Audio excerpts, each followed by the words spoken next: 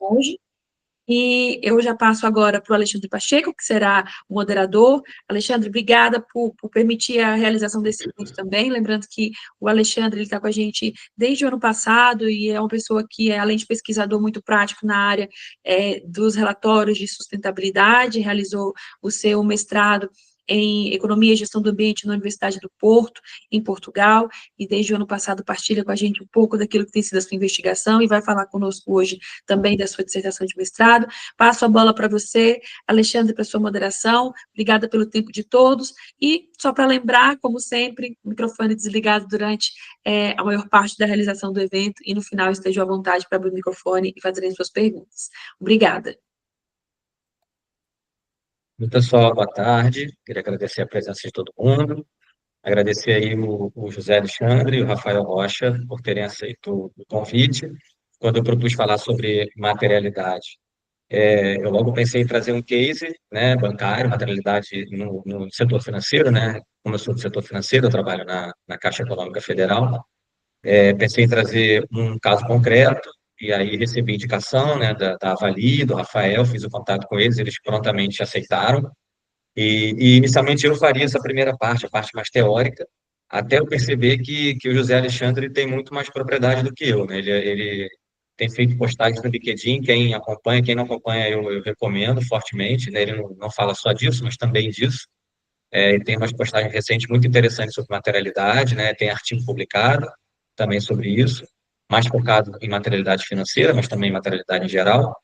E achei que ficaria mais interessante e com mais conteúdo trazendo o José Alexandre para falar. E aí convidei, também aceitou prontamente, e aí eu vou ficar fazendo a moderação e vou fazer uma ponte, eu tenho uma apresentação breve também no meio das duas, entre a do José Alexandre e a do Rafael, trazendo um pouquinho de dados da minha dissertação de mestrado, né, que foi sobre relatório em bancos, mas os protagonistas são José Alexandre e Rafael, vou vou ser o coadjuvante. Então, sem mais delongas, obrigado, pessoal. Passar para o José Alexandre para ele começar. Obrigado, Alexandre, aí, pela introdução, pela chamada para participar com vocês aí, tá? Eu vou, então, compartilhar aqui minha apresentação. Vocês me digam se está aparecendo para vocês aí. Está aparecendo?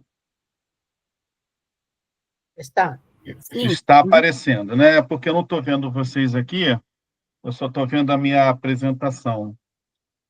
Tá? Então, eu vou começar aqui falando sobre o tema, a materialidade na divulgação de sustentabilidade. Quando o Alexandre me convidou, ele pensou, pô, Xará, vamos falar aí um pouco mais da materialidade, um termo, pegar um approach um pouco mais teórico, para apresentar o tema ao pessoal, e aí, com o decorrer das apresentações, a gente dá uma aprofundada em alguns tipos de materialidade, no que puder ser o limite da apresentação, e aí a gente vai ter o case apresentado pelo Rafael, né?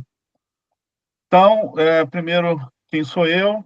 Fiz contabilidade no UERJ, tenho mestrado em economia e administração, com 27 anos aí de trabalho na área de finanças e controladoria na Brookfield, e atualmente eu faço um doutorado na linha de finanças da FGV, na IASP. Pesquisa de fato, em materialidade financeira, né? Padrões SASB e IFRS, e aí também abordo um pouco uma medida de assimetria de informação chamada crash risk. Tá? Tenho certificação aí de tesouraria internacional, de climate risk pelo GARP, e o último foi a Financial Sustainability Accountant, né? Contabilidade de sustentabilidade, pela IFRS. Tá? E aí a gente começa, então, falando sobre materialidade, o que é esse bicho, né? Materialidade é um termo que é bastante usado na área de contabilidade e auditoria.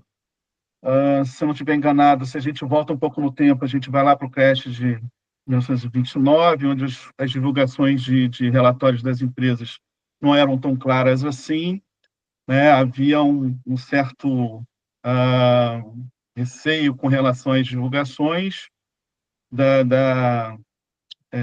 dos relatórios financeiros. Então, aí surge lá um primeiro pronunciamento contábil lá do FAS, e de lá para cá você vai ter a aplicação da materialidade, né, do conceito de materialidade. É um conceito-chave em relatórios de financeiros, acho que para quem estuda essa área de contabilidade tem o discernimento do que se trata, e ele vai definir o que deve ser divulgado pela empresa ao mercado.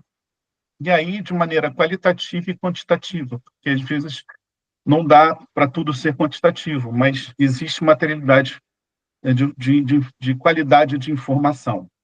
Então, ela se relaciona com a relevância, de fato, da informação para a tomada de decisão dos investidores, tá? Dos usuários da informação, né? Então, ela tem assim o seu início focado para relatórios financeiros. E por que é importante você adotar um conceito de materialidade? Porque você, ao adotar um conceito de materialidade, definir o que é material para uma decisão de um usuário da informação, você evita excessos de informações que às vezes não são necessárias para a tomada de decisão, tá, do usuário. Você, eventualmente, acaba por proteger também empresas contra alguns riscos, né? Que, eventualmente, numa exposição de alguma informação pode tornar a materialidade um pouco complicada, e você garante transparência e confiança dos investidores. Então, você tem que ter uma definição dessas informações de maneira que seja relevante para a tomada de decisão dos usuários da informação. Então, uma definição clara material é qualquer informação que pode influenciar decisões econômicas de usuários da informação. Isso a gente está olhando, obviamente, num certo prisma de visão tradicional, visão contábil financeira, né? E cuja informação pode mudar uma opinião sobre uma determinada decisão de investimentos, né? Os usuários da informação, como eu falei, são investidores, stakeholders, que são partes interessadas no negócio, não necessariamente acionistas, né? Os próprios reguladores. O objetivo principal é você dar um embasamento para uma tomada de decisão com informação relevante, né? Conceitos chaves para a materialidade. Você tem o investidor, né? A omissão ou distorção ou obscurecimento de dados, ou seja, você não pode, o máximo possível, você tem que expor os principais dados financeiros, no caso, nesse momento, para os investidores, você não pode distorcer esses dados, né? E você não pode tornar eles obtusos, né? Você tentar dar uma aparência de que eles não são relevantes, né? E ele não se limita exatamente só às demonstrações de balanço e resultado e demonstração de resultado, mas o próprio reporte de relatório anual das empresas. Isso é um fator importante, né? Você adotar esse conceito da materialidade, né? Aqui eu só trago que existe uma definição em várias jurisdições sobre o que você deve considerar como material, como materialidade para a sua informação financeira, né?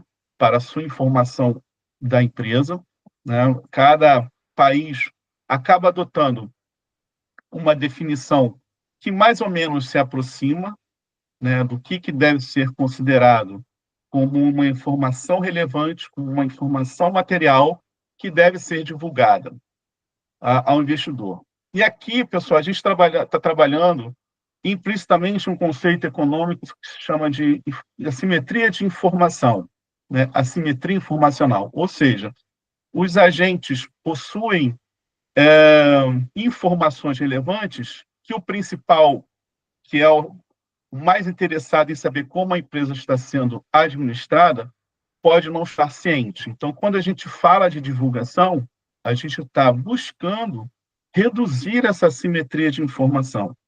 E a materialidade ajuda a ser mais objetivo e claro nessa divulgação.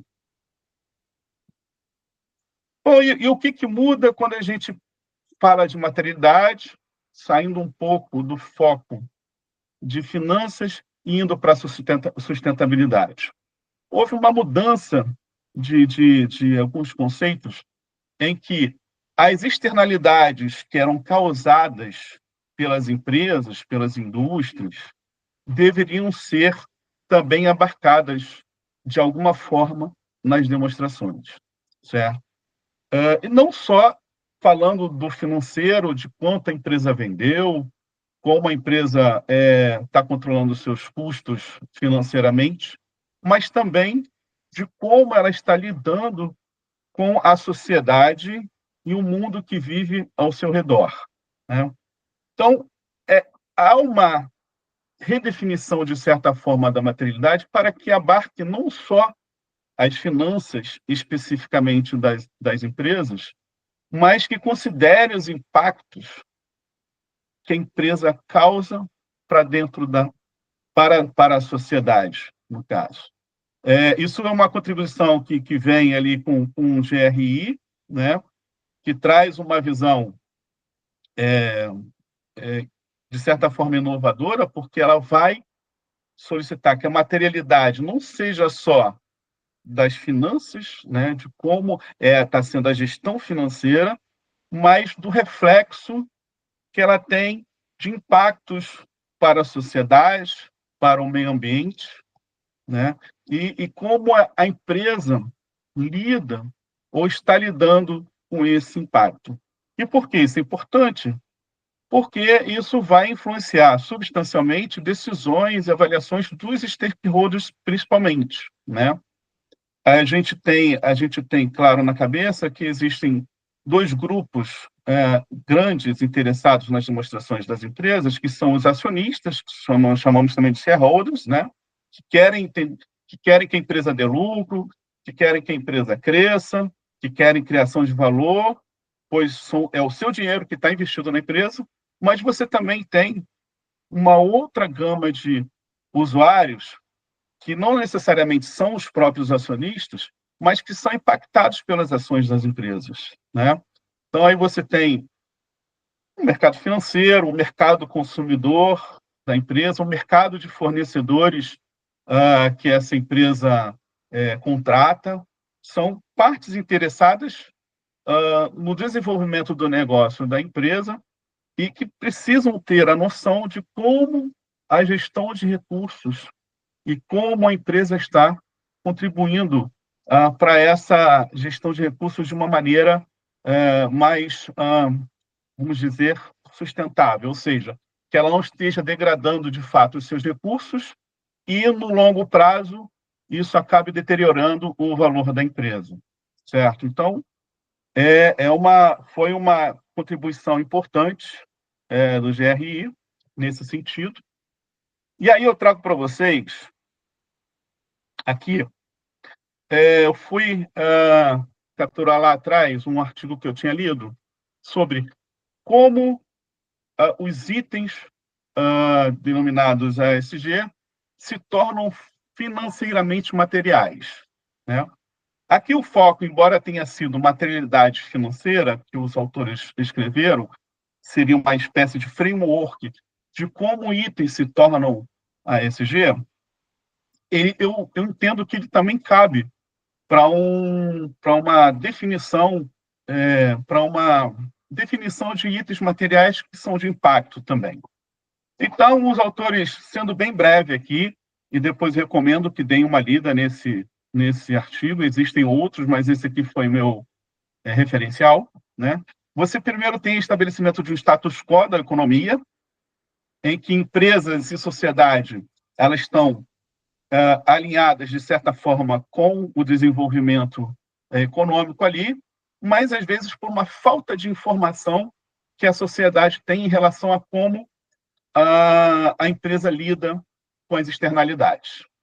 E aí você tem o segundo passo, que é um passo catalístico, que é quando a sociedade acaba tendo a informação de como a empresa está causando essas externalidades, né?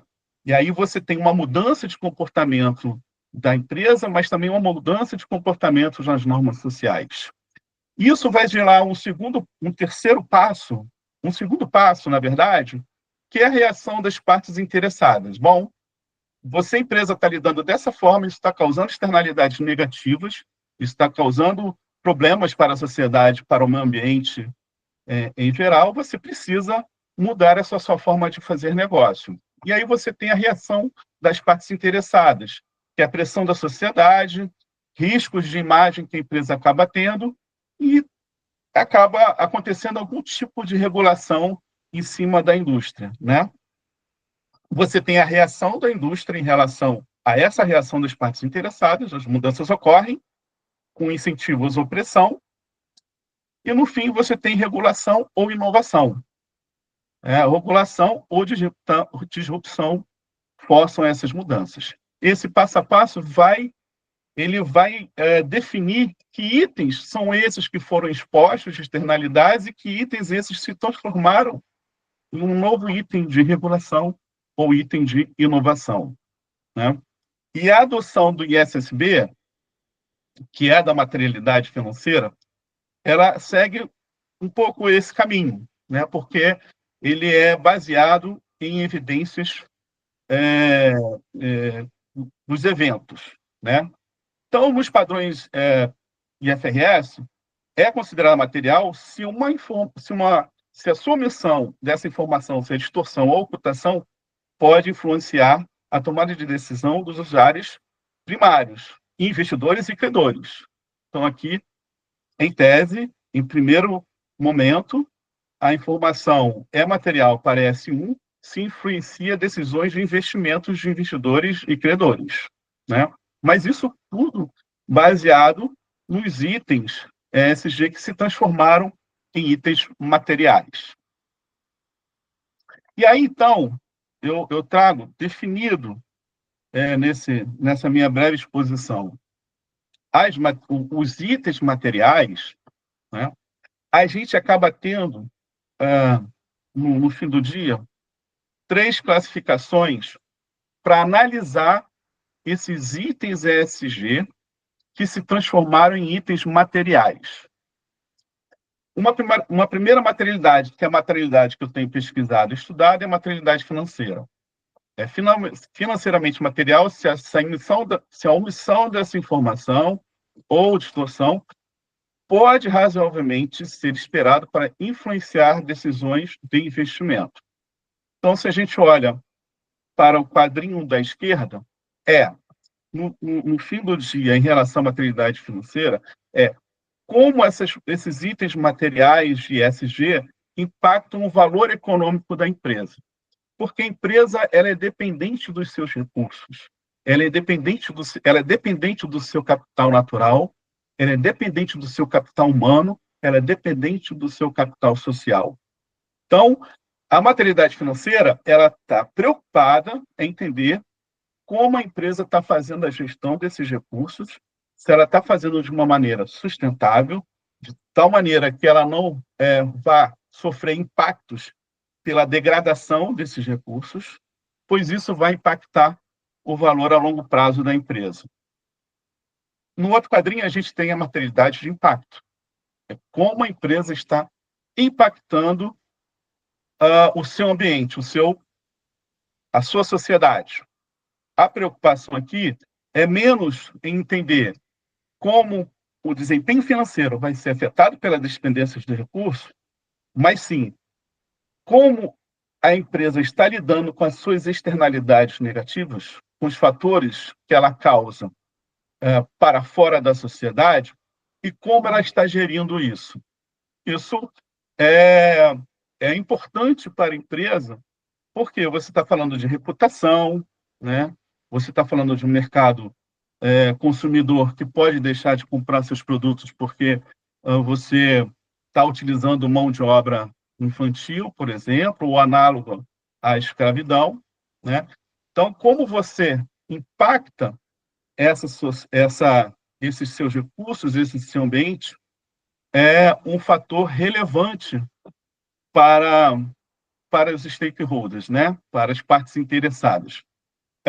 Também deveria ser para os acionistas, né? Mas o acionista, em tese, ele está muito preocupado com o desempenho financeiro, mas também se preocupa, pelo menos boa parte deles, eu tenho certeza, com o impacto que causa à sociedade e ao meio ambiente.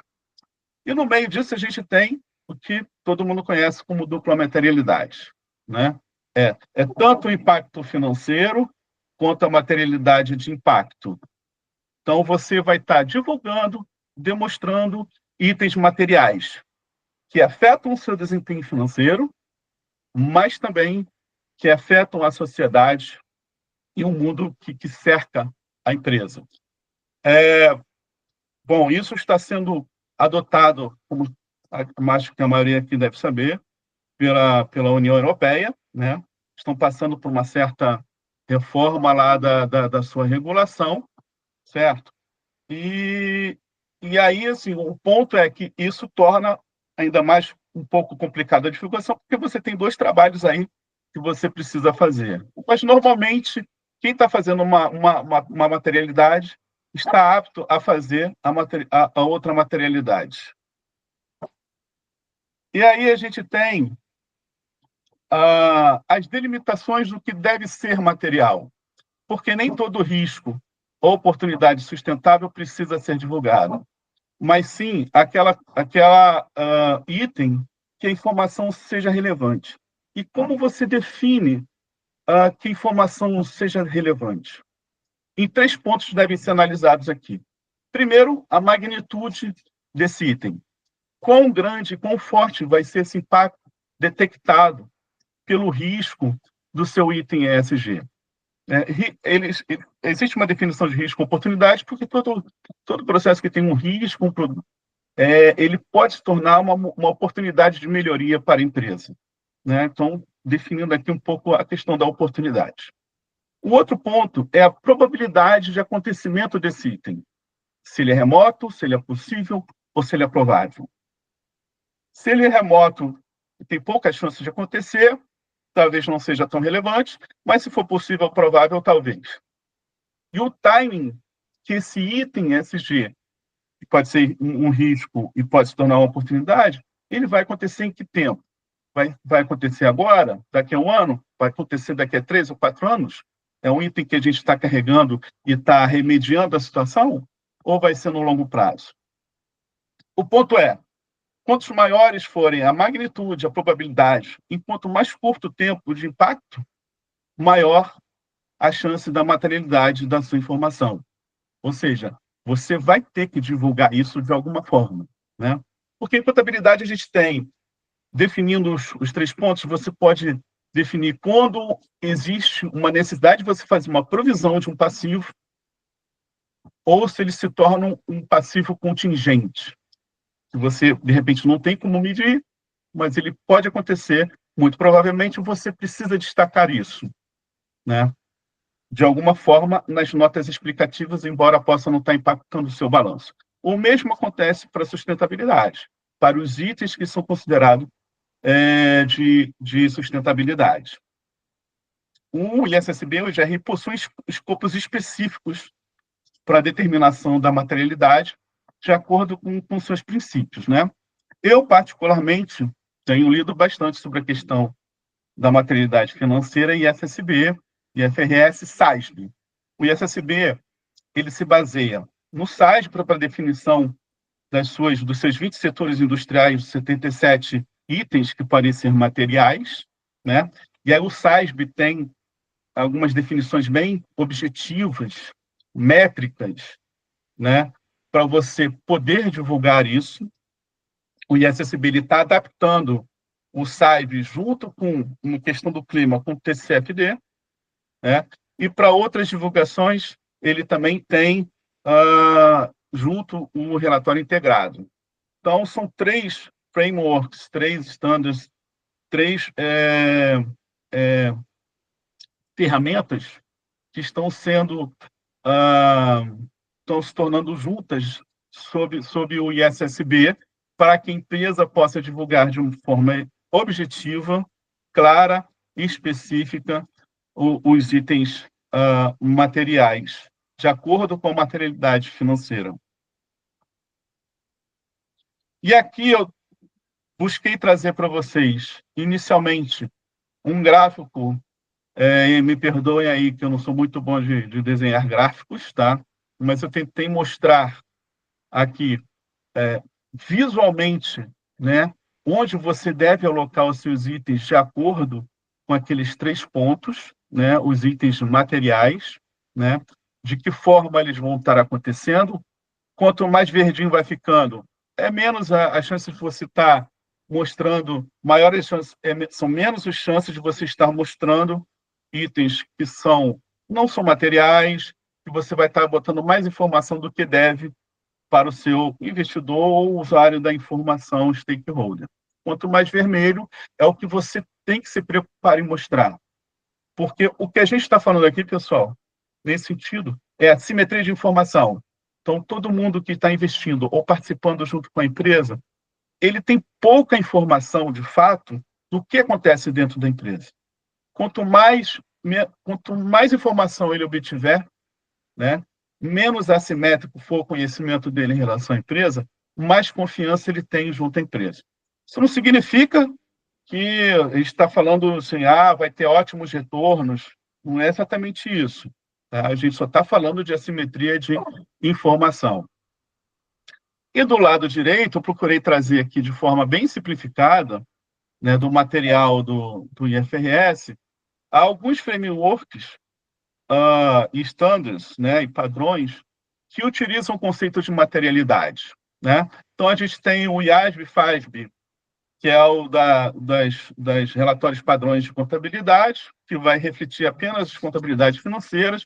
Você vai ter o relatório integrado, que vai integrar itens materiais de ESG às demonstrações financeiras. O SASB, que vai fazer exatamente igual, ou de forma muito parecida com o relato integrado, o SASB-CDSB. E você vai ter a GRI, que é, assim, de fato, um dos estándares mais utilizados pelo mercado, né? Embora eu entenda que ele tenha um foco muito grande na materialidade e impacto, mas, de alguma forma, ele também busca do divulgador do relatório que traga também algumas informações relativas ao valor da empresa, criação de valor e financeiro. Né? Então, pessoal, assim, isso é o que eu busquei trazer para vocês sobre materialidade. Eu não sei se eu fui muito rápido, eu não sei se eu fui devagar, porque eu não estou vendo vocês, para falar a verdade, estou vendo minha apresentação aqui, tá? Mas o que eu busquei trazer aqui para vocês foi trazer um conceito bem firmado, bem firme, sobre o que é materialidade, né? Então, o que é uma informação materialidade, de materialidade e informação material?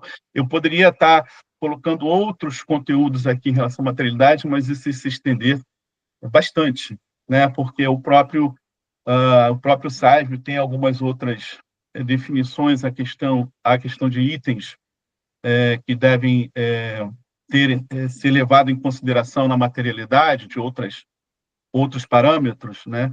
Mas eu entendi que isso poderia estender, e não sei se seria o foco também da apresentação, que vai ter que caminhar para um case prático aí, bancário.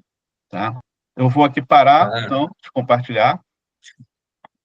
Muito obrigado. Tem 2 perguntinhas para você aqui. A primeira... Está me ouvindo? Está me ouvindo, Alexandre? Estou ouvindo, Tá, estou beleza. ouvindo. A primeira é da Verônica Pacheco, que não é minha prima, coincidência o sobrenome. Ela pergunta se, quanto ao timing e à probabilidade, tendo apenas uma diretoria do setor financeiro, como fazer para sensibilizar a liderança? Quanto ao timing e à probabilidade, esses 2 aspectos. Se a falta de um olhar na alta gestão para esse tempo não compromete essa leitura. Assim, sem dúvida que compromete a leitura, né? Eu acho que hoje, mais do que nunca, gestores financeiros têm que estar atentos. Porque antes, eu trabalhei 27 anos numa empresa, fui até gestão de tesouraria e sei muito bem que, às vezes, a gente não tem um conhecimento amplo de todos os aspectos de negócio da empresa. A gente acaba focando só no financeiro, né? Mas hoje, se a gente não tem um conhecimento de como esses riscos podem acontecer em relação à empresa e como isso pode afetar financeiramente, você está sendo um gestor financeiro, no mínimo, omisso, né? Então, de fato, probabilidade e timing, eu entendo que são dois itens deveriam ser relativamente fáceis de provar para o seu gestor, né? Olha, cara, existe esse risco aqui, esse risco, no meu entendimento, é um risco alto da empresa acontecer e ela pode se dar num curto a médio prazo e você precisa trabalhar isso. O problema da divulgação é o seguinte: nem todo mundo quer fazer divulgação porque vai mostrar, de repente, que está falhando em alguma coisa. Então, quando você torna uma divulgação mandatória, a empresa vai buscar trabalhar em cima do que aquela regulação está fazendo, né? Está mostrando, né? Está pedindo para você mostrar, né? E o ponto é que, se você não trabalhar esse risco, você vai estar sendo omisso em relação à sua informação, né? Então, eu acho que, enfim, resumindo, timing e probabilidade, eu acho que são dois temas, dois pontos deveriam ser relativamente fáceis de mostrar, e o gestor financeiro que não está hoje atento a isso está sendo omisso nessa questão. E a próxima é da Nancy. Na sua percepção, quais foram os temas materiais que provocaram os grandes bancos a deixar o mercado financeiro brasileiro? Por exemplo, HSBC e Credit Suisse. HSBC, olha, eu não sou um grande conhecedor do setor bancário, acho que, de repente, você poderia me ajudar nessa, né? Mas, bom, eu trabalhei em São Paulo em 1999 a 2000 e alguma coisa. Eu vi esses bancos entrarem no Brasil, né? BBVA, HSBC, Santander comprando o Banesco.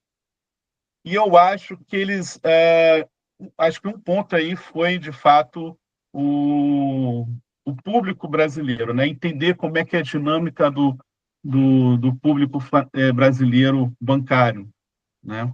Eu acho que, de repente, essa foi uma análise muito superficial que eles fizeram, de entender como é que lidariam com esse público bancário brasileiro, né? Mas, assim, eu acho que o setor bancário é um setor que, até onde eu tenho conhecimento, está avançando bastante nessa questão de ESG, de riscos, até porque, pessoal, na minha visão, o risco ESG vai, de fato, ser entendido por um canal de negócio que pode ser um seguro que passa a ser cobrado da empresa, que não cobrava antes, porque você tem agora um risco climático aí de teor climático que você precisa abarcar no seu negócio. Mas eu não tinha isso antes, mas você vai ter que passar a ter, né? Eu mesmo recebi uma proposta de seguro que eu tive que renovar da residência e já veio lá, vendaval, ventos fortes. Eu falei, correto, mas eu não tinha isso antes. Pois é, mas agora está sendo considerado, né? Então, é um canal de informação. Sarah, vou fazer mais uma do Alex, depois eu vou seguir, e aí a gente retoma mais para frente as demais perguntas, para a gente conseguir fazer, que ainda tem apresentação, e depois do Rafael. A Por questão favor, do Alex, anota o do Denis também, que o Denis eu estou vendo que está participando e a vai deixar. participação depois dele é importante. O Alex pergunta se as questões de materialidade estão sempre relacionadas com risco ou também com oportunidade. Então, pela definição dada pelo ISSB, sabe, os dois estão ligados, tá, Alex? Então, você, enquanto risco, você analisando o seu risco do que você tem, você pode, de alguma forma, ao trabalhar esse risco, tornar isso a oportunidade de um novo negócio, tá, Alex?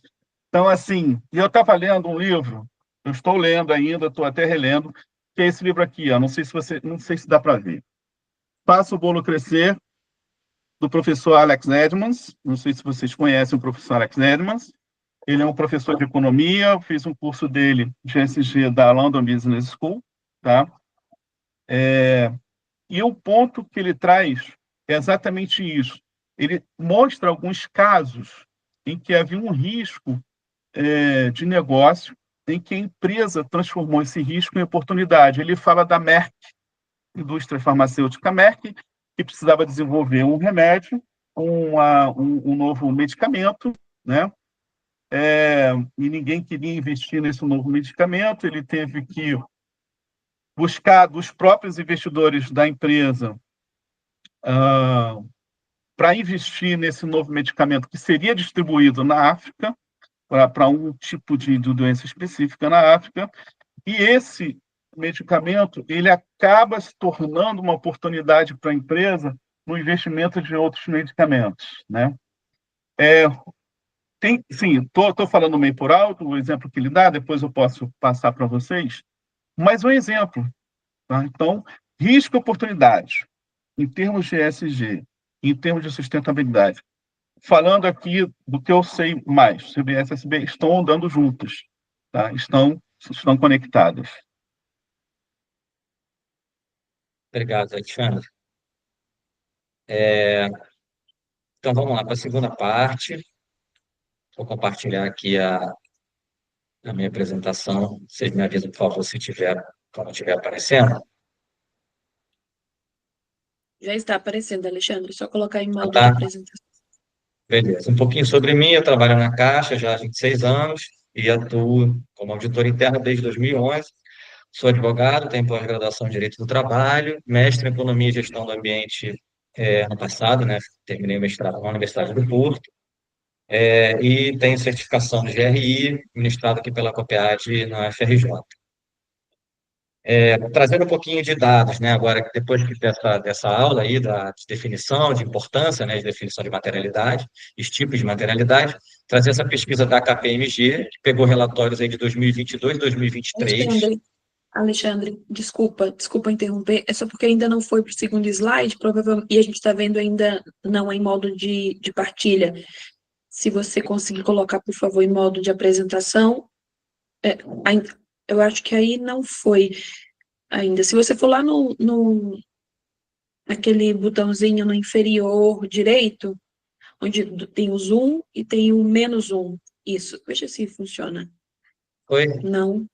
Não, ainda não. Veja se você aumenta o zoom, e assim pode continuar na mesma partilha do PowerPoint, mas só aumentar um pouquinho o zoom, por favor. Vai colocando aqui nessa tela mesmo que você está falando, né? Isso. Aí pode colocar no segundo slide, se for esse que você estiver apresentando, a gente já consegue Assim tá, ver. Perfeito, bem agora já agora? dá para entender. Tá ótimo, Desculpa, obrigada. gente. Então, uma pesquisa realizada com uma base bem grande, né? 239 empresas do G250, que são as maiores empresas globais, e 4.581 empresas, das maiores empresas nacionais, né? Trouxe que a grande maioria, quer dizer, a maioria, trabalha já em dupla materialidade, né? Então, 50% considerando o G250, as maiores empresas do mundo, né? E das 100 maiores de cada região, de cada país, 42% já adotam a dupla materialidade nos seus relatórios. Descendo um pouquinho para o Brasil, né? Essa pesquisa foi do Reporting Matters Brasil, que eu super aconselho esse evento e ler o relatório, né? O evento já passou, né? Eles fazem uma apresentação anual, mas eles disponibilizam um relatório com esses dados, né? Uma pesquisa, um relatório muito interessante, mas tem uma amostra bem menor, né? Bem menos empresas, que 74, né? Avaliadas. E o processo só no Brasil, de diversos setores, e indica que dupla materialidade 40 empresas de 74. Então, no reporte Meras anterior, esse número era 40%. 40% das empresas usavam a dupla materialidade na definição dos temas para o seu relatório, e agora 54%. E com relação ao número de temas materiais, a grande maioria das empresas faz entre 6 e 15, né? Então, de 6 a 10, aqui tem 38 empresas, e de 11 a 15, 22 empresas. Então, se tiver muito fora disso, talvez a empresa esteja exagerando na quantidade de temas materiais, isso traz dificuldade depois para você focar o seu relatório, ou talvez esteja sendo omissa em algum ponto que deveria relatar. O que tem sido considerado material para as empresas aqui no Brasil, ainda de acordo com o Reporting Matters, né? Eles trouxeram os 25 temas materiais mais abordados. Vou trazer um destaque aqui só para os maiores aqui. Então, ética, integridade e compliance, combate à corrupção, saúde, bem-estar e segurança do trabalho, mudanças climáticas, diversidade, equidade e inclusão, responsabilidade sobre o produto, aqui é a continuação, tá? Inovação e tecnologia, gestão da cadeia de valor, gestão de fornecedores, engajamento com as comunidades, isso aqui são um pouquinho menos, né? Prevenção de acidente, relação com advocacy, né? Relação governamentais e órgãos. E aqui o resultado da minha pesquisa de mestrado, eu puxei lá, eu não foquei nisso na minha dissertação, mas eu tinha lá esses dados e puxei e atualizei para 2023, que eu tinha pego só 21 e 22 os relatórios, agora eu peguei de 23, queria muito poder trazer de 24, mas os relatórios ainda não foram publicados, né? Devem estar aí às vias de ser publicados, em vias de ser publicados, pelo menos Itaú, eu sei que publica em abril, Bradesco também, alguns outros mais um pouco para frente até o meio do ano, então ainda não saíram, não deu para trazer. Mas observa-se que a Caixa, o Itaú e o Banco do Brasil mantiveram 13, 10 e 11 temas materiais em seus relatórios, então estão dentro ali, né, da maioria das empresas, muito porque não fizeram revisão de materialidade nesse período, tá? É comum que quando a empresa faz uma revisão, mude um pouquinho a quantidade de temas materiais. A gente vê aqui que o Bradesco teve uma revisão, então passou de 12 para 7, depois manteve os mesmos 7 temas materiais em 23, e o Santander saiu de 6 para 11, então ele subiu, né? E depois caiu até para menos do que eles tinham em 2021, no último relatório, que é o de 23, publicado, trouxeram 5 temas materiais. Na média, né, desses 5 bancos, a gente tinha uma média de 10,4 em 21 e 22 e caiu para 9,2 em 23. Todos eles adotam o GRI, e o tipo de materialidade é a dupla, embora em alguns relatórios, e por isso eu botei o asterisco, isso não esteja claro, você não consiga, se você buscar essa informação no relatório, você tem um pouco de dificuldade de compreender, de perceber, no relatório da Caixa e do Itaú. O Bradesco, o Banco do Brasil e a Santander são um pouco mais claros quanto essa escolha da materialidade, da abordagem da materialidade. Complementando um pouco o que o Alexandre falou, que ele disse que tinha o SASB, né, que tinha alguns temas materiais para alguns setores específicos, eu trouxe o dos bancos, né? Então, o que o SASB diz que os bancos comerciais devem trazer como temas materiais, né? Segurança de dados, inclusão financeira e capacitação, risco ESG, digamos assim, risco social, ambiental e governança, na análise de crédito, ética empresarial, gestão de riscos sistêmicos e emissões financiadas. Eu peguei os temas materiais desses bancos, né, desses relatórios que eu trouxe aqui, né, dos 5 bancos, fiz uma dúvida de palavras, né, e dá para perceber aqui que a gente tem inclusão, segurança, privacidade. Então, esses temas já são tratados como temas materiais nos relatórios dos grandes bancos. Eles já trazem praticamente todos eles nos seus temas materiais. Eu pedi também para o DeepSeek puxar para mim, né, o que aparecia mais, né, o que eram os top, assim, dos temas materiais. E também, se vocês perceberem, eles batem aqui com o que o SASB recomenda, né? Tem aqui segurança de dados, tem inclusão financeira, tem ética. Emissões financiadas, assim, nessa terminologia falta. Normalmente, os bancos tratam isso dentro de mudanças climáticas nos relatórios, tá? Eles já tratam de outros assuntos e também das emissões financiadas. Em contraponto, embora isso sejam já temas materiais que os bancos já entendam, já tragam lá nos seus relatórios, se você for o CBPS, que é o Comitê Brasileiro de Pronunciamentos para a Sustentabilidade, que é um braço ali do Conselho Federal de Contabilidade, que faz a tradução para a norma brasileira, para português também, enfim, do IFRS S1 e S2, eles fizeram uma análise do relatório de 2023, que eu vou trazer aqui, o nível de atendimento ao SASB, porque o SASB ele diz, os temas materiais são esses, mas dentro de cada tema material, você tem que relatar, tem que falar disso, né? Traz lá os itens, né? Então, dentro dos tópicos, você tem desdobramento nos itens. Eles analisaram, se fosse para a gente fazer uma análise de conformidade hoje nos relatórios, ainda não está valendo, né, a regulamentação para as empresas abertas, né, que é a CVM 193, mas eles pegaram 19, bancos com capital aberto e fizeram uma avaliação. Eles atenderiam ao que está previsto nos itens do SASB em relação aos temas materiais, eles abordam esses temas materiais, e o resultado ainda deixa muito a desejar. Né? Você vê que o banco que conseguiu maior aderência chegou aqui em 35,29%, né? E a média é de 13,47%. Então, ainda falta bastante, tem uma caminhada ainda longa aí para os bancos, para que os bancos tragam nos seus relatórios todas as informações relacionadas aos temas materiais, embora já reconheçam esses temas, na maioria dos casos, como materiais, como importantes de serem levados para os seus relatórios. E aí, o último ponto que eu gosto de trazer, que é a questão, eu acho o tema material, mais importante, é a questão das emissões financiadas. E a gente viu recentemente vários bancos deixando as alianças, né, a Net Zero Bank Alliance, principalmente bancos americanos, mas não só. Não fiquei sabendo de reflexo em bancos com atuação aqui no Brasil, mas não duvido que isso aconteça. E mesmo que não deixem necessariamente as alianças, tem aí um alargamento, talvez as próprias alianças tenham que redefinir os seus critérios e os seus parâmetros para que os bancos fiquem, né, ou voltem. E isso pode representar mais financiamento de emissões. E aí eu recomendo a leitura desses dois materiais, acho bem interessante, que é o Banking on Biodiversity Collapse e o Banking on Climate Chaos, que trazem quanto que os bancos estão financiando para os grandes emissores, quais bancos, quanto que eles financiam, eu acho o material bem rico, bem interessante. É isso, deixa aqui meu contato aqui no LinkedIn, quem quiser conversar, trocar uma ideia, fique à vontade, e muito obrigado aí pela atenção de todos, vou passar aí para o...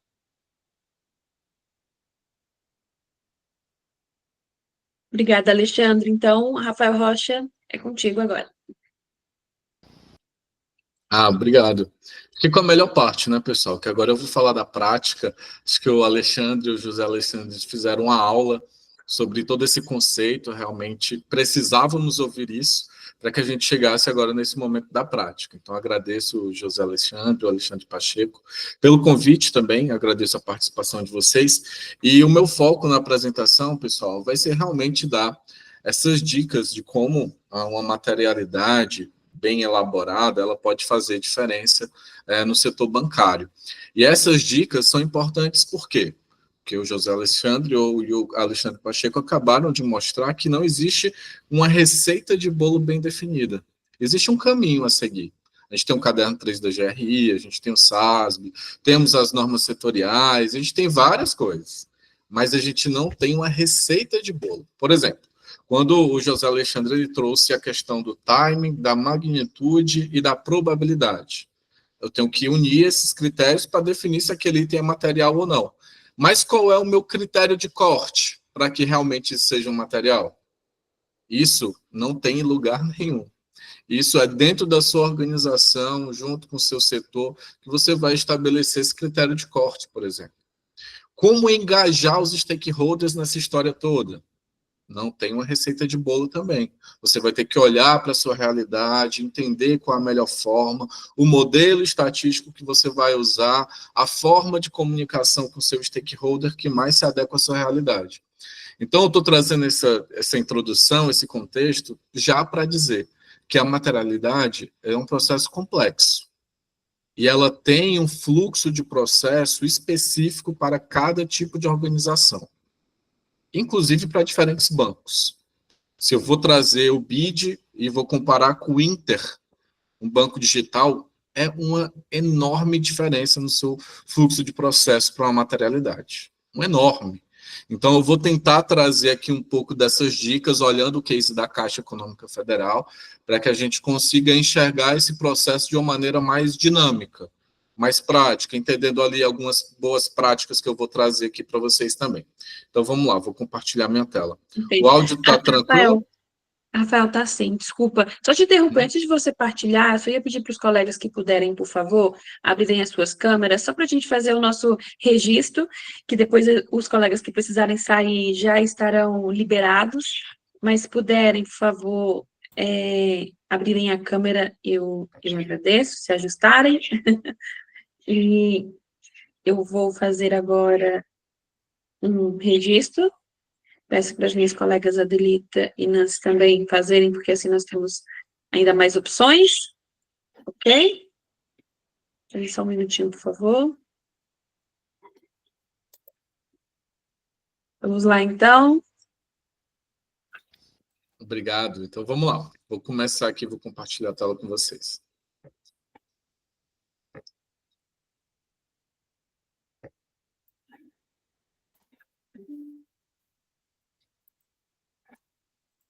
Desculpa, mas eu estou amando esse tema hoje. Está me dando na veia. Desculpa aí, Alexandre, o Denis e o Alexandre. Por que não vieram antes? Muito bem, vamos lá. Está todo mundo vendo minha tela? Tela cheia? Sim, certinho. Perfeito, sim. Tá ótimo. Pessoal, eu sou o Rafael Rocha, hoje sócio-diretor da Vale Consultoria em Sustentabilidade. Trabalhamos com estratégia e ESG. A gente tem uma identidade organizacional, mas eu vou focar no nosso propósito, que é o porquê que a nossa empresa existe e qual a diferença a gente faz no mundo, que é desenvolver organizações e pessoas para uma jornada mais sustentável. Esse propósito nasceu de um artigo científico, que é esse bolo de casamento dos ODS, que vocês estão vendo aí na tela. Essa imagem representa um bolo de casamento e a gente tem na base aqui os ODS relacionados às questões ambientais, ou seja, precisamos ser ambientalmente corretos para que possamos ser socialmente justos e economicamente viável, nessa ordem lógica das coisas. E a cereja do bolo é o ODS 17. O ODS 17 diz respeito a parcerias, ou seja, ninguém faz nada sozinho, por isso que ele está transversal aqui em todas as suas camadas. É um artigo científico que eu posso compartilhar com vocês também, que ele fala sobre como que a gente pode ter um futuro próspero com uma boa segurança alimentar. Então, a gente traz esse conceito também que alimentou o nosso propósito. Esse material vai ser compartilhado com vocês, então vocês podem também conhecer um pouco mais do nosso trabalho. Temos aqui as nossas redes sociais. Hoje a gente já vem atendendo alguns clientes justamente nesse portfólio ambiental, social e de governança. Por exemplo, a gente tem um trabalho hoje com a rede de farmácias Pague Menos e Extra Farma, trabalhando justamente um item similar ao que o Alexandre trouxe, que é a questão do plano de baixo carbono, descarbonização, isso para todo o Brasil. A gente traz questões também social, políticas de diversidade e inclusão, que a gente vem aplicando em clientes, que foi um tema material em destaque ali que o Alexandre trouxe também, e governança, materialidade, isso sempre se destaca também dentro do nosso trabalho, além dos relatórios de transparência. Temos os nossos diferenciais, sou creditado GRI também, além de ser multiplicador do Sistema B, e estamos em diversos movimentos hoje para que a gente sempre possa compartilhar e também sempre aprender, trazer atualizações, não só para o nosso cliente, mas para a sociedade de uma maneira geral. Inclusive, esse momento agora com vocês, ele vai ao encontro dos nossos valores, que é justamente partilhar esse saber para que a gente possa aumentar esse nosso impacto positivo na sociedade. Então, vamos lá. Teve uma pergunta do Alex aqui no chat, perguntando se a oportunidade e riscos estão atrelados à materialidade. E eu trago esse primeiro slide justamente para a gente poder entender o porquê que hoje as organizações estão definindo materialidade. E, além disso, trazendo um case já específico da Caixa, trazendo algumas justificativas para a atualização desses temas materiais.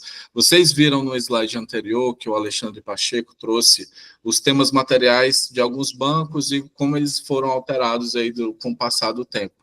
Em 2024, a Caixa saiu dos 13 temas para 11 temas, que ainda não está lá na linha, né, Alexandre? Mas é interessante que também a gente possa entender que o case já é sobre os 11 temas materiais, mais 3 temas estratégicos. E qual foi as motivações para que realmente fizéssemos essa atualização? Primeiro, tendências e oportunidades. Você imagina um cenário externo falando de um tema específico muito forte, esse tema batendo na sua porta e esse tema não é materialidade dentro da sua organização. Se esse tema é uma tendência, ele se torna uma oportunidade de atuação.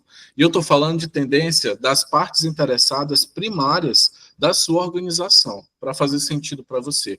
Então, se tem um tema batendo na porta, você precisa entender como que ele está realmente forte hoje dentro da expectativa do seu stakeholder, para que você possa transformar isso em uma oportunidade, e não enxergar apenas o ônus, né, de toda essa história.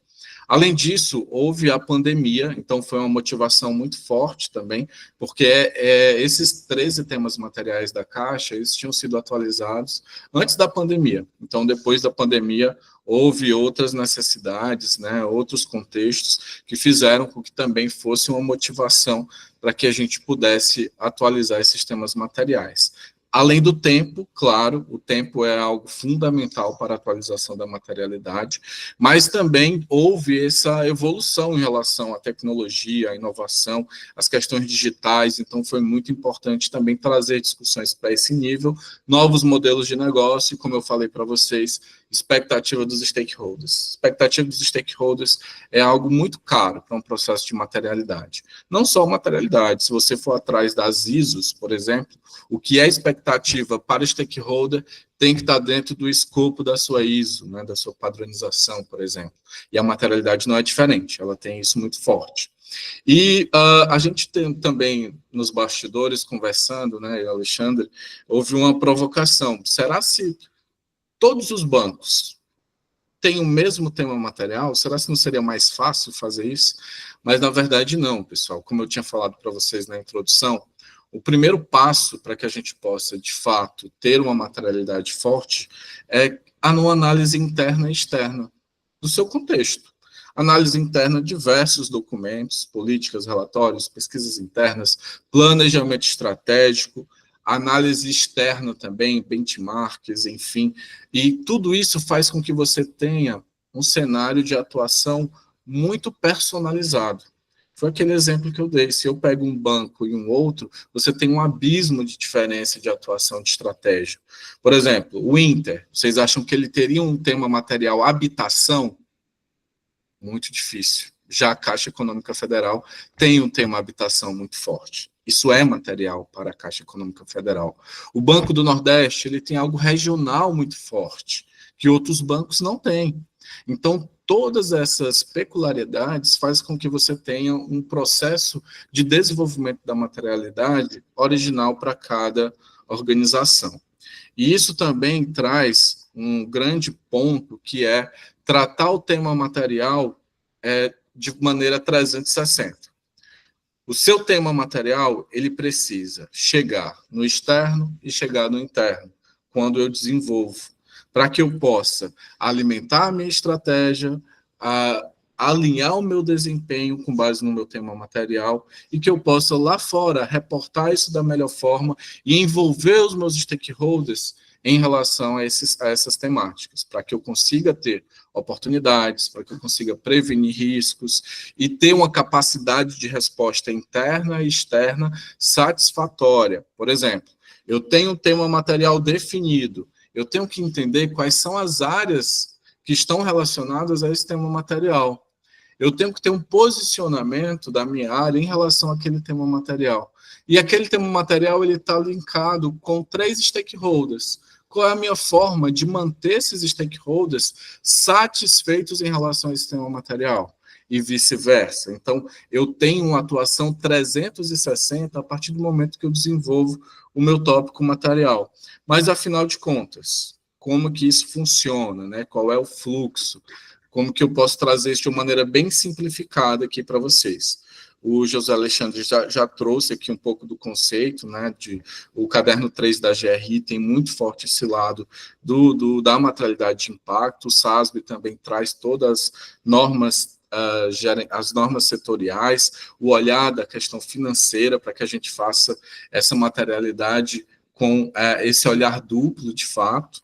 E o primeiro passo é aquilo que eu mencionei, contexto da organização. Depois que se analisa-se os contextos da organização, a gente pode chegar até mesmo em um mapa de tendência. Antes da identificação de impacto entre uma fase e outra, o que é esse mapa de tendência? Eu vou saber o que é que o mercado, o que é que os meus stakeholders estão comentando agora. O que é que está em alta? Além disso, eu vou conseguir interpretar esses temas que estão sendo discutidos, que estão ganhando destaque e que têm um alinhamento com o meu negócio, eu posso levá-los para a minha identificação de impacto. Na minha identificação de impacto, eu vou medir os impactos desses temas que estão em alta, que estão atrelados ao meu negócio. Essa identificação de impactos, a gente utiliza justamente aqueles pontos que o Alexandre trouxe, em relação à magnitude, probabilidade, time, se aquele impacto é real ou potencial, qual stakeholder ele impacta diretamente, se é o stakeholder interno ou externo, como que isso está vinculado às questões financeiras da organização. É aqui que eu identifico o impacto. Então, eu consigo ter um mapa de tendência muito forte, porque eu sei, depois de identificar os meus impactos e depois de olhar para o contexto interno e externo, aquilo que é tendência lá fora, o meu mapa de tendência vai estar falando o quê? Rafael, esses temas, além de estarem sendo falados, serem temas emergentes da nossa época, eles têm um impacto significativo no teu negócio. Eles têm um impacto significativo na tua questão financeira. E esse tema também, vocês podem ter um impacto significativo na sociedade em relação às questões ambientais e sociais. Então, olha quantas respostas a gente já consegue ter fazendo o contexto da organização e identificando esses impactos da melhor forma. A partir desse momento, eu tenho os meus temas emergentes.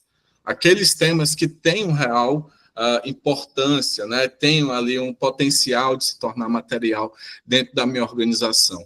E a partir daí, eu vou acionar os meus stakeholders, para que eu também possa ter a percepção dos meus stakeholders em relação a esses temas emergentes.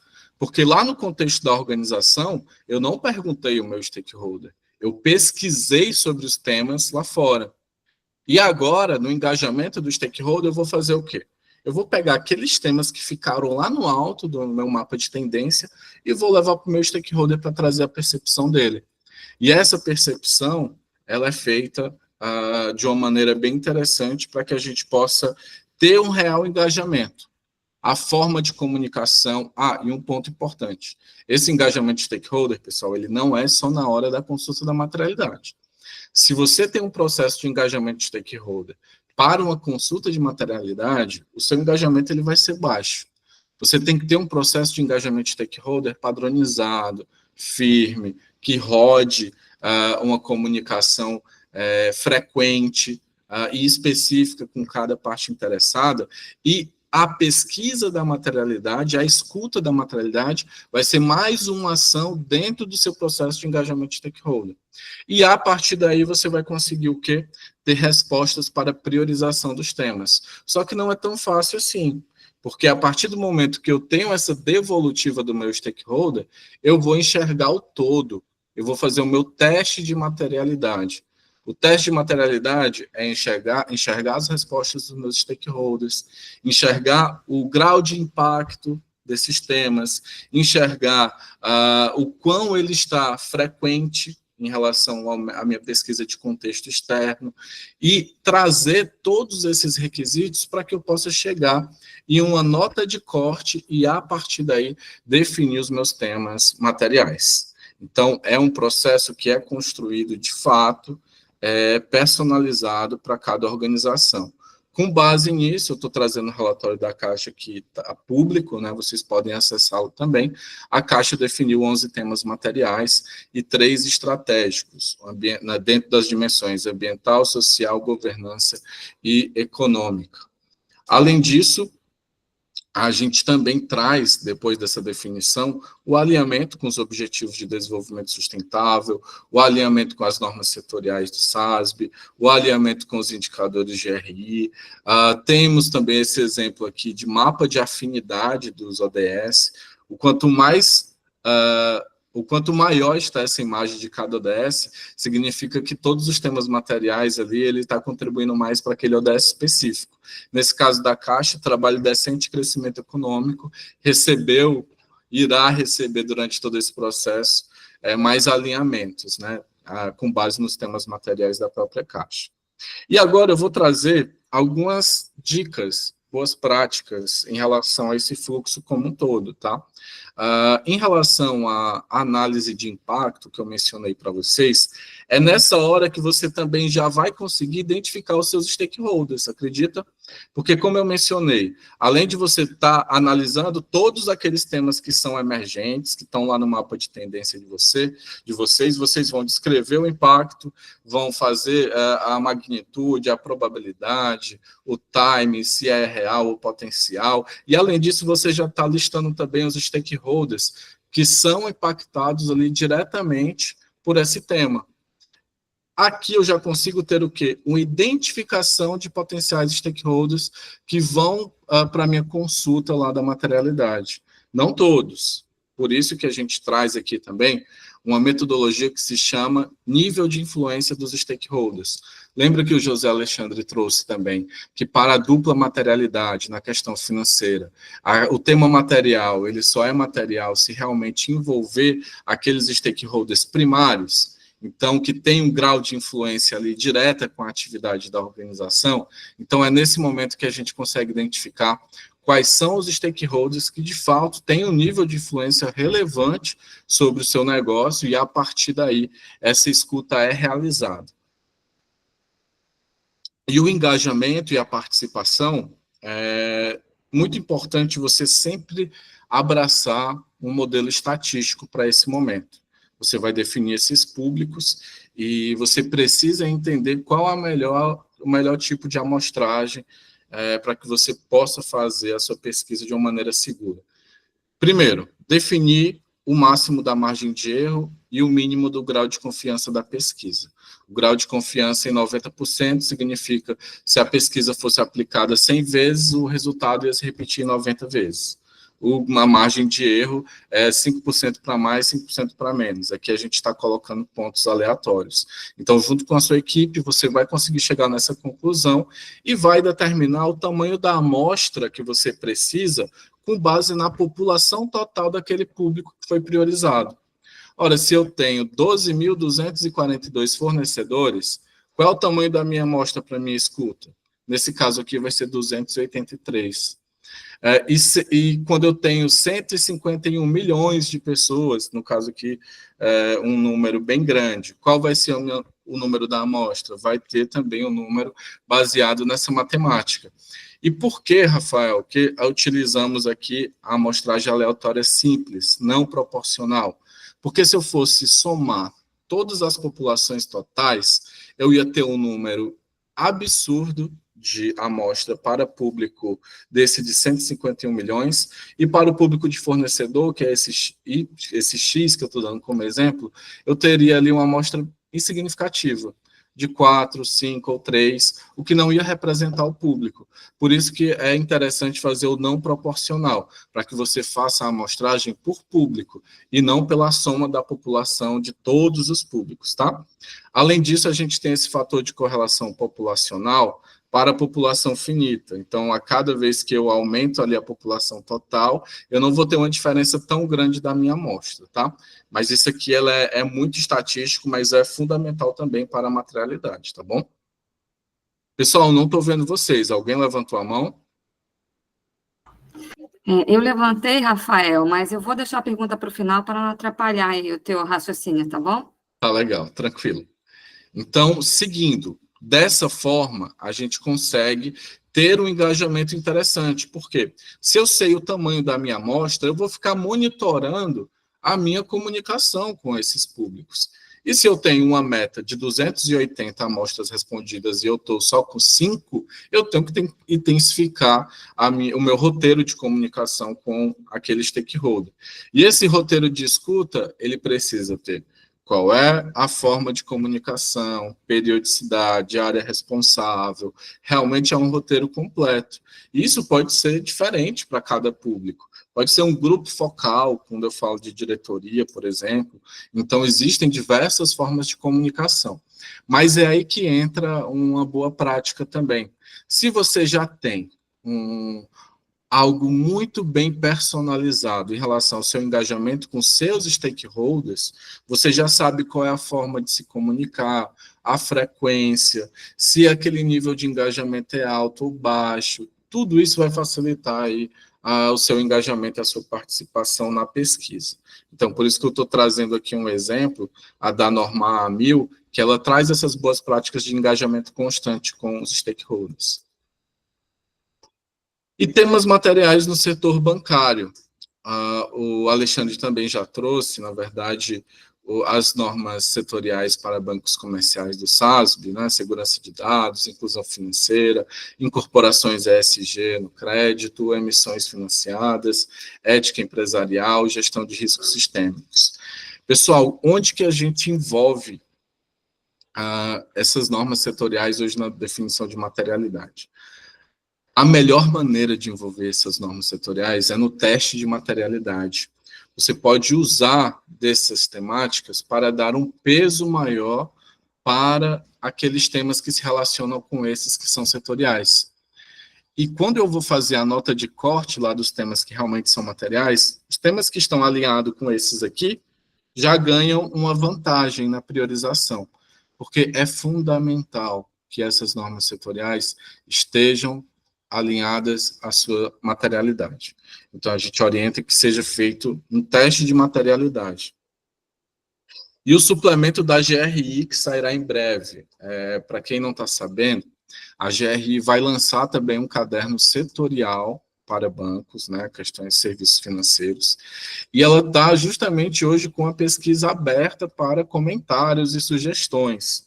Então, tem um QR Code aqui, que você vai acessar, você vai ver esse rascunho, inclusive, dessas normas setorial, exclusivamente para serviço financeiro.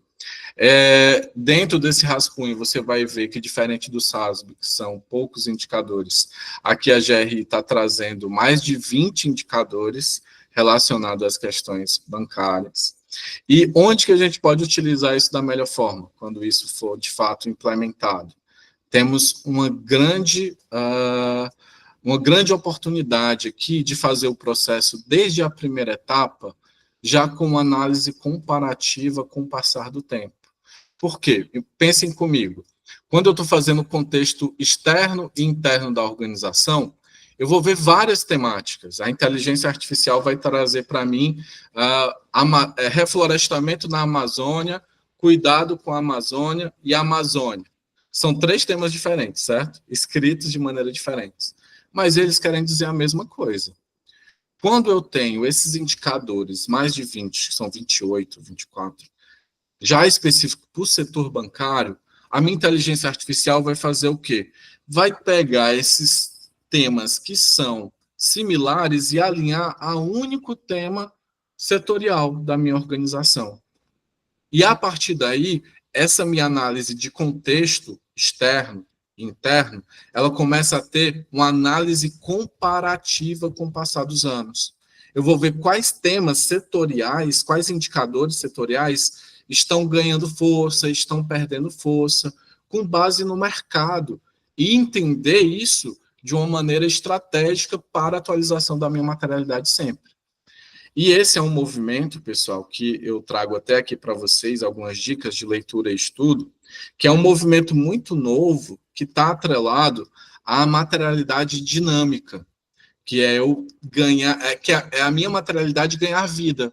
Eu tirar ela do estático e trazer ela para um monitoramento contínuo. Isso se deu início em algumas discussões lá no Fórum Econômico Mundial, inclusive importantíssimo sempre a leitura dos riscos, né? Essa publicação anual do Fórum Econômico Mundial, para também fazer parte da sua análise de contexto externo, para trazer também essas tendências na hora de definição da sua materialidade. Também tem outras 3 dicas de leitura aqui, eu já falo mais sobre a materialidade dinâmica, mas temos a prática recomendada da BNT 2030, que ela já está trazendo um escopo aí do como, já está uma receita de bolo aí mais próxima de acontecer, mas ainda é uma prática recomendada, né? Mas vale a pena a leitura. Temos a A1000, que fala sobre a gestão da sustentabilidade e também como engajar o seu stakeholder continuamente, porque isso faz toda a diferença para uma materialidade bem-sucedida. E voltando um pouquinho nessa questão da materialidade dinâmica, quando eu falo do Fórum Econômico Mundial, é justamente para trazer para vocês essa tendência hoje, que a materialidade, a gente tem que enxergar ela como algo flutuante. Então, eu tenho que entender o que é material para mim, mas entendendo qual é o sentimento do meu stakeholder em relação àquele tema material. Qual é a mudança em direção ao tempo, ou seja, a minha projeção de futuro daquele tema que hoje é material, que lá na frente ele pode se tornar imaterial, ou vice-versa. E eu tenho que estar preparado para isso, não só naquele ano que for acontecer, mas eu tenho que moldar as minhas estruturas para me preparar da melhor forma para atuar com aquele tema que vai ser material, ou está com uma grande possibilidade de ser material lá na frente. E, além disso, medir o volume das atividades que eu, como organização, estou tendo em relação a esses temas materiais. Então, essa materialidade dinâmica, ela traz isso de maneira em tempo real. Hoje, temos aqui, eu estou apresentando para vocês, algumas inteligências artificiais, algumas empresas que fazem essa medição do sentimento, projeção de futuro, em tempo real. Essas empresas vão buscar no Reclame Aqui, no Instagram, no Facebook, no LinkedIn, tudo o que está acontecendo sobre um tema específico. E ele vai te colocar aqui em tempo real se aquele tema ele está tendo um sentimento interessante ou não, se você pode controlar o volume das suas atividades e aumentar o volume das atividades em um tema que não está tendo um sentimento interessante. Então, isso também é um ponto que eu deixo aqui até para finalizar o meu tempo, como algo que é importantíssimo que estejamos atentos. Materialidade dinâmica, que é trazer a materialidade dupla para algo mais dinâmico mesmo, sair ali do estático, né? Que muitas vezes você lembra de materialidade para aquela matriz, né? Mas hoje muitas organizações nem a matriz está utilizando mais. Mas a ideia é realmente deixar esse processo bem interativo. E, pessoal, por hoje é isso, tá?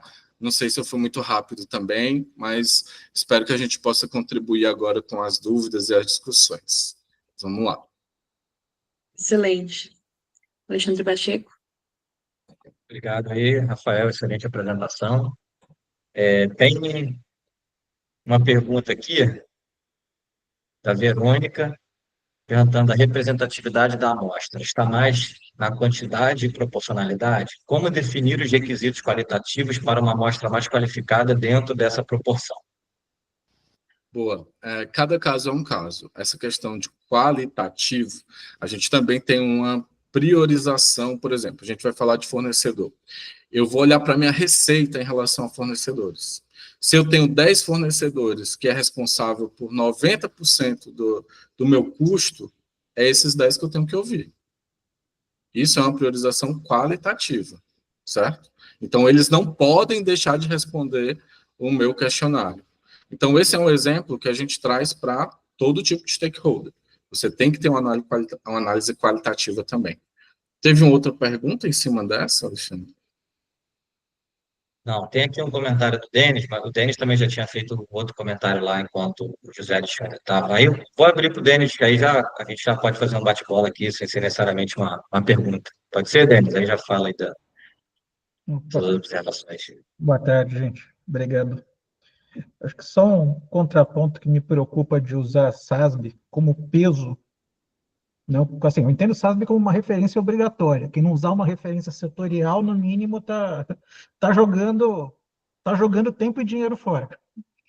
Já foi um puto trabalho, mas eu não gosto muito da SASB como um peso no final. Até puxando uma fala aqui do Alexandre Pacheco, imagina a caixa. Você joga como SASB como peso no final, você vai puxar o habitacional para baixo. Porque não está na materialidade SASB. Por quê? Porque é um item muito, muito, muito particular da caixa, diferente, desproporcional a todos os outros entes do mercado. Então, eu não gosto muito dela no peso. Eu acho que ela, assim, no mínimo tem que bater aquele critério de por que não está na SASB? Dá até um exemplo do que aconteceu com um cliente nosso uma vez. Na SASB tinha lá, é uma mineradora, relacionamento com comunidades indígenas, povos originários. Para esse cliente não era zero, assim, era praticamente zero. Por quê? Porque eles estavam mais de 250 quilômetros do primeiro item. Então, tipo, não dá eu entendo que aí não dá para usar ele como peso. Mas até no relatório a gente respondeu isso e colocou o indicador lá. Falou, ó, estamos a mais de 250 quilômetros da primeira comunidade. Não estamos simplesmente ignorando o fato, porque está no mindset de todo mundo. De todo mundo não, mas do investidor que usa SASB como referência. Essa foi uma provocação que eu queria fazer. Obrigada, Boa. Denis. Denis, muito bem colocado. Por que a gente utiliza no teste de materialidade os indicadores setoriais? Porque o teste de materialidade, ele não vai para o relatório. O teste de materialidade ele é algo interno, é algo que ele vai ajudar a priorizar, mas ele não vai influenciar o tema material, primeiro, segundo, terceiro, quarto, quinto, sexto, o ranking. Ele é algo que ajuda na priorização dos temas materiais no teste. Mas o momento que é publicado é com base até no caderno 3 da GRI. Não utilizar, porque a gente estaria fazendo um Frankenstein, se a gente colocasse o setorial ali como algo também que vai modificar o ranking ali dos temas materiais também. Mas ele é algo que traz uma atenção ali no exato momento da tomada de decisão, para que esses temas eles não fiquem de fora e como que eles estão se comportando nos temas que estão sendo trabalhados. Entendi. Eu tinha ouvido A um Nancy pouco também. diferente, até com base no que eu já vi gente jogando como peso no final. Boa. A Nancy também fez algumas considerações aqui, tanto durante a fala do José Alexandre quanto agora, e eu vou abrir aqui, então, Nancy, pode ficar à vontade aí. Posso falar? Você está me chamando para falar? Ah, Sim, aliás, considerações de monte, porque esse tema não pensei que você está tão próximo ao meu, mas de repente é porque eu trabalhei muito tempo no mercado financeiro e eu vi tantas coisas materiais assim absurdas que gritavam mesmo e eu na minha limitação de conhecimento justamente ESGiana na época, há uns 10 anos atrás, eu sentia isso, e não sentia mais porque, como cidadã do mundo, que gosta das coisas corretas, e do cuidado das pessoas, do cuidado da natureza, mas de qualquer forma é isso que eu pergunto. Eu fiz 2 perguntas, mas não sei para quem me lembro. A última seria para o Rafael, que era um questionamento assim, será que a partir do Fórum 30 surgiria um novo tema material bem presente, com o aparecimento de produtos para financiamento, de fundos de financiamento, não seria isso já um tema material? Porque eu acho que o Fórum 30 vai gerar um monte e é um momento que você vai ter que agir para criar financiamento de crédito de carbono. Então, não sei, eu estou inventando, mas poderia ser isso, não é, Rafael? Não, mas isso é importante a gente conversar, porque esses temas que eles têm estão ali batendo na porta das organizações como uma grande tendência, eles são aproveitados dentro desse processo de materialidade, como material ou não. Se não for o momento da materialidade para a organização naquele momento, porque a gente analisa diversos aspectos, ele pode entrar como uma oportunidade, como já entrou, inclusive, para um cliente nosso. Esse tema não se tornou material, mas ele se tornou uma oportunidade de atuação e virou um novo negócio do nosso cliente. Então, veja como o processo ele é rico, porque ele está vendo o todo e entendendo se é material ou não, mas mesmo assim sai um desdobramento para aquela organização. Mas um ponto curioso é que nas materialidades que a gente vem fazendo, sempre as temáticas ambientais elas têm um certo preconceito dentro de toda essa história, inclusive no teste de materialidade. E a gente está vendo uma tendência de aumento de preocupação e de outras temáticas ambientais que até então a gente não escutava como tema material, se tornando material. E o Fórum Econômico Mundial, ele trata isso hoje como uma grande preocupação. Até mesmo se você for olhar os riscos, né, de 2 anos, 5 anos e 10 anos, em sua maioria são riscos ambientais.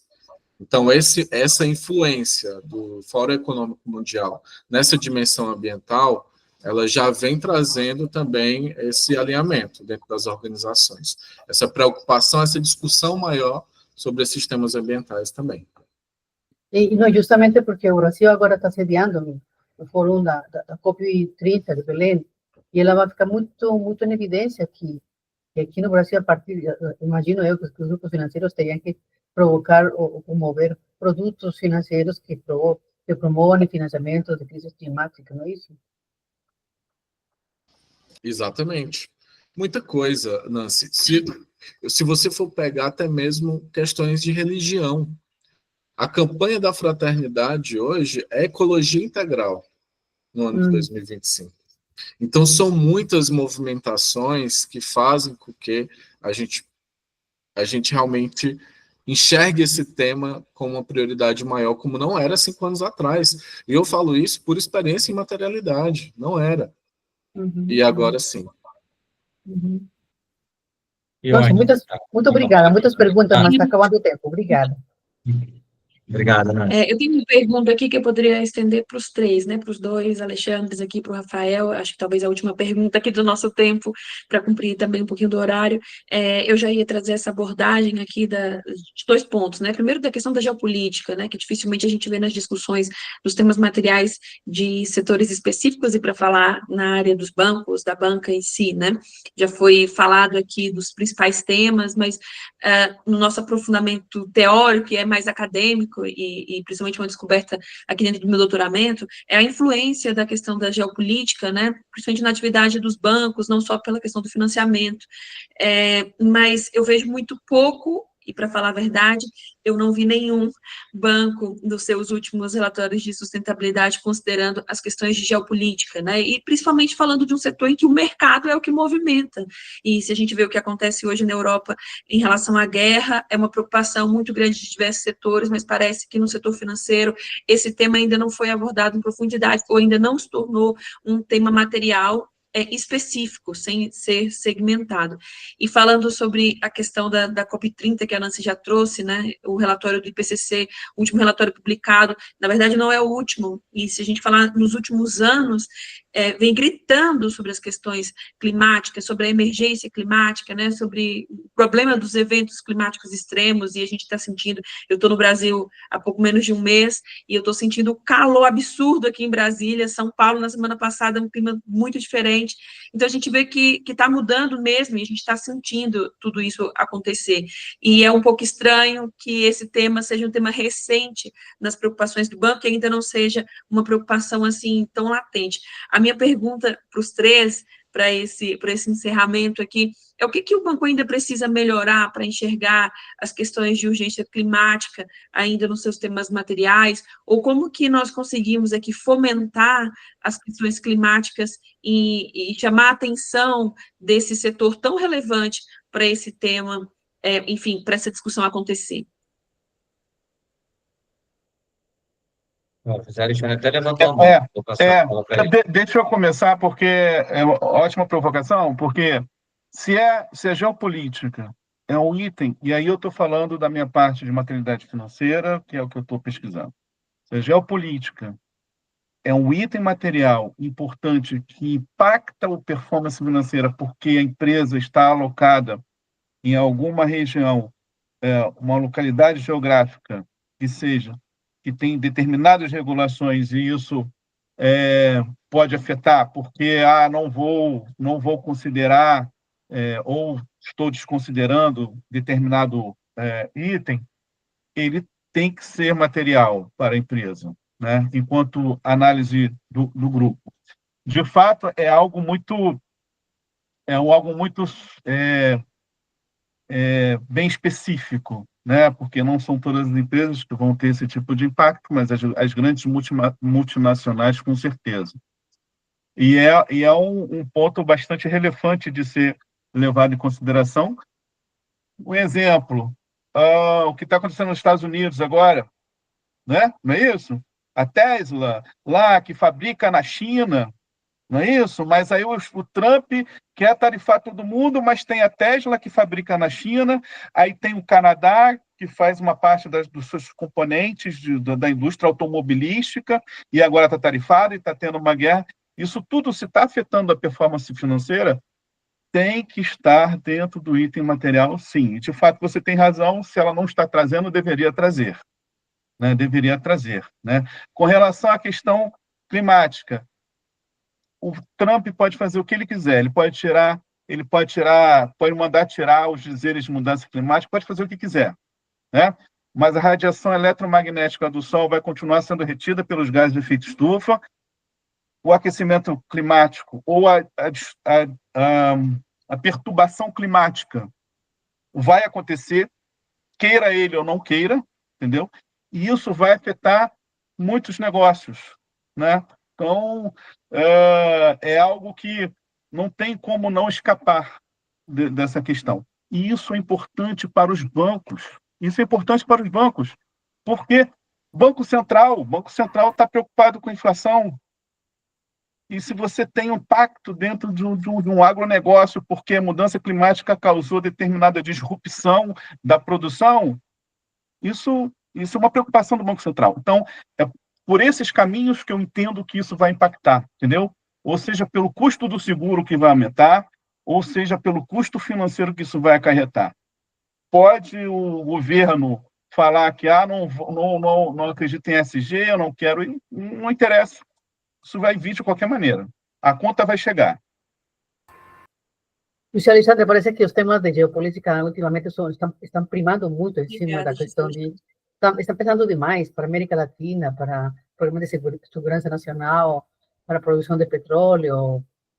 Você trouxe uma questão muito boa para uma próxima discussão. Obrigada. Se o Rafael Rocha e o Alexandre Pacheco quiserem acrescentar para a gente fechar esse momento. Só dar um destaque dessa questão do clima. Esse é um tema específico ambiental que vem ganhando força, já que é para a gente falar de temas específicos, né? Emergência climática, transição energética, mudanças climáticas, são temas recentes que vêm ganhando destaque como tema material.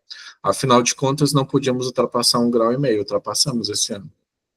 2024, na verdade, né?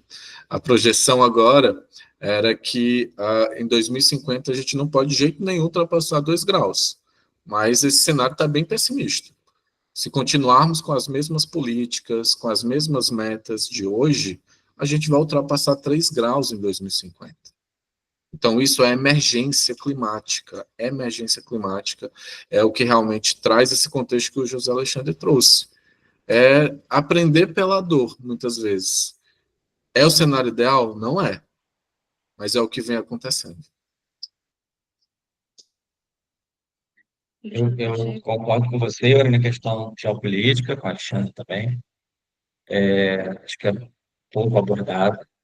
E a questão das mudanças climáticas eu vejo já bem abordadas no relatório de bancos, mas eu vejo principalmente de uma perspectiva do risco de, por exemplo, nesse exemplo que o José Alexandre falou, de receber um calote, né?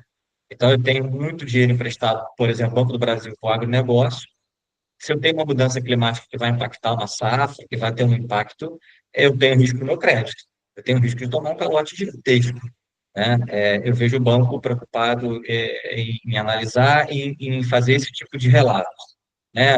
Adicionais de modelos de risco, sobre esse aspecto.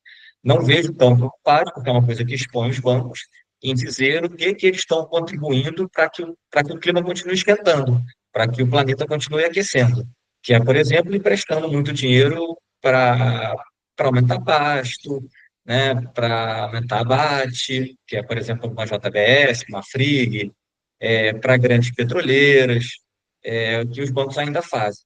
Eu acho que os bancos tinham que ter dever de transparência, né, de dizer, ó, emprestamos sim, alguns fazem, discretamente, na minha opinião, emprestamos aqui renovável, a gente bota, porque eles botam fotos imensas nos relatórios, painéis solares e tal. Quando você vai ver isso aqui, né, do percentual da carteira, da maioria. E não falam que grande parte da carteira está alocada ainda em grandes emissores. Eu acho que falta transparência para falar isso nesse tópico específico aí de mudanças climáticas, de emissões financiadas. Perfeito. Perfeito, Alexandre, Pacheco também. Nós já ultrapassamos aqui 10 minutinhos do nosso tempo, mas eu queria, antes de fazer esse encerramento, deixar aqui o primeiro momento para o Alexandre Pacheco para finalizar a parte da moderação e deixar um recado final, Alexandre. Obrigado a todo mundo que está aqui. os que saíram também, que vão ver depois gravado, de repente, o vídeo, obrigado pela participação. Quem não pôde assistir também, eu vou assistir gravado, obrigado. Estamos à disposição aí para interações, façam parte do GTP. Agradecer o José Alexandre, agradecer o Rafael, o GTP em nome da Ione, e vamos para as próximas. Acessem e acompanhem o calendário de eventos do GTP, que sempre são eventos muito interessantes, façam parte do grupo. E é isso, bom fim de semana para todo mundo e boa tarde. Obrigada, Alexandre. Pessoal, eu queria só partilhar com vocês rapidinho o nosso próximo calendário dos nossos próximos eventos, né? Nós teremos aqui no dia 9 de abril um encontro com o professor Luiz Roberto, onde ele vai falar sobre o desenvolvimento de carreira em cenário internacional no contexto da sustentabilidade. Esse é um tema que foi muito cobrado nos últimos tempos pelos nossos coparticipantes, então ele vai trazer aqui, especialmente para o tema da sustentabilidade, essas oportunidades. No dia 13 de abril, para aqueles que estiverem em Portugal, nós teremos uma participação num painel criado pelo GTP no Green Fest, que é o maior evento de sustentabilidade de Portugal. Então, vai ser no dia 13 de abril, o evento acontece sempre aos fins de semana, então estejam à vontade aqueles que estiverem em Portugal para participar. No dia 23 de maio, nós teremos um encontro com a Fernanda Souza, que é do nosso Conselho Consultivo. Ela vai trazer aqui uma abordagem sobre a CSRD e trazer aqui um caminho para as empresas mais sustentáveis, então vai falar muito com o Brasil e com as necessidades que ainda nós temos em relação à regulação para a sustentabilidade, para a transparência, então um tema que tem muito a ver aqui com os relatórios de sustentabilidade.